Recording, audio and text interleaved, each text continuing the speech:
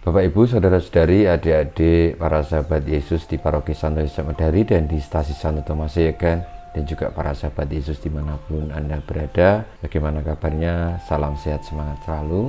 Mohon maaf karena hari kemarin saya tidak membuat renungan. Sebenarnya saya membuat, cuma mungkin tidak sampai kepada saudara-saudari semuanya. Maka nanti kalau ada yang mau melihat atau mendengarnya, silakan mampir ke channel YouTube saya. Channelnya namanya Sang Kidir.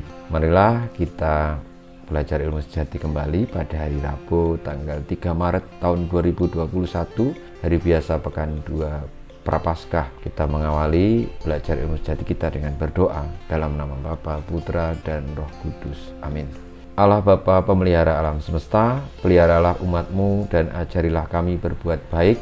Bantulah kami dengan kekuasaan-Mu agar kami layak menikmati anugerah surgawi dengan pengantaraan Yesus Kristus Putra-Mu Tuhan kami yang hidup dan berkuasa bersama Engkau dalam persatuan Roh Kudus kini dan sepanjang segala masa.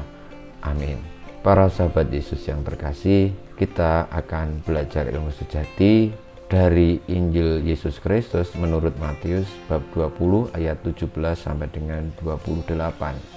Pada waktu Yesus akan pergi ke Yerusalem, ia memanggil ke-12 muridnya tersendiri dan berkata kepada mereka, "Sekarang kita pergi ke Yerusalem, dan anak manusia akan diserahkan kepada imam-imam kepala dan ahli-ahli Taurat, dan mereka akan menjatuhi dia hukuman mati. Mereka akan menyerahkan dia kepada bangsa-bangsa yang tidak mengenal Allah, supaya ia diolok-olok, disesah, dan disalibkan. Tetapi pada hari ketiga ia akan dibangkitkan." Maka datanglah ibu anak-anak Zebedius beserta anak-anaknya kepada Yesus, lalu sujud di hadapannya untuk meminta sesuatu kepadanya. Kata Yesus, "Apa yang kau kehendaki?" Jawab ibu itu, "Berilah perintah supaya kedua anakku ini kelak boleh duduk di dalam kerajaan-Mu, yang seorang di sebelah kananmu dan yang seorang lagi di sebelah kirimu." Tetapi Yesus menjawab, "Kamu tidak tahu apa yang kamu minta. Dapatkah kamu meminum cawan yang harus kuminum?" Kata mereka kepadanya, "Kami dapat." Yesus berkata kepada mereka, "Cawanku memang akan kamu minum, tetapi hal duduk di sebelah kananku atau di sebelah kiriku, aku tidak berhak memberikannya. Itu akan diberikan kepada orang-orang bagi siapa Bapakku telah menyediakannya." Mendengar hal itu, marahlah ke-10 murid yang lain kepada kedua saudara itu. Tetapi Yesus memanggil mereka lalu berkata, "Kamu tahu bahwa pemerintah bangsa-bangsa memerintah rakyatnya dengan tangan besi, dan pembesar-pembesar menjalankan kuasanya dengan keras atas mereka. Tidaklah demikian di antara kamu. Barang siapa ingin menjadi besar di antara kamu, hendaklah ia menjadi pelayanmu. Dan barang siapa ingin menjadi terkemuka di antara kamu, hendaklah ia menjadi hambamu.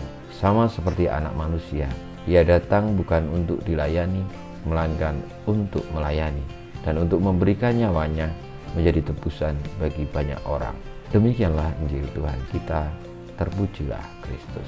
Saudara-saudari, para sahabat Yesus, dalam dunia sekarang ini banyak orang yang merasa insecure atau tidak aman dengan dirinya, merasa rendah diri dan ingin mendapatkan yang paling tinggi, paling segala-galanya karena perasaan tidak aman itu. Apa yang dilakukan oleh ibu dari anak-anak Zebedius mungkin juga karena merasa tidak aman, ingin anak-anaknya mendapatkan tempat di kanan kiri Tuhan Yesus.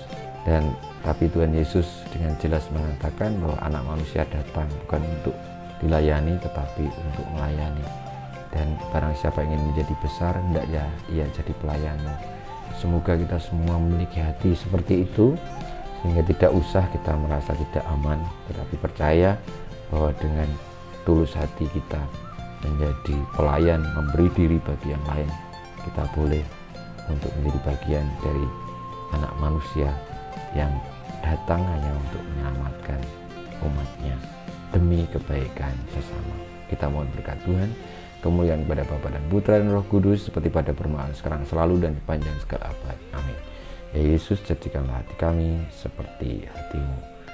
Tuhan bersamamu dan bersama Roh-Mu, kita semua hidup kita, perjuangan kita senantiasa dibimbing, dilindungi, diberkati oleh Yang Maha Kuasa, Bapa, Putra, dan Roh Kudus. Amin.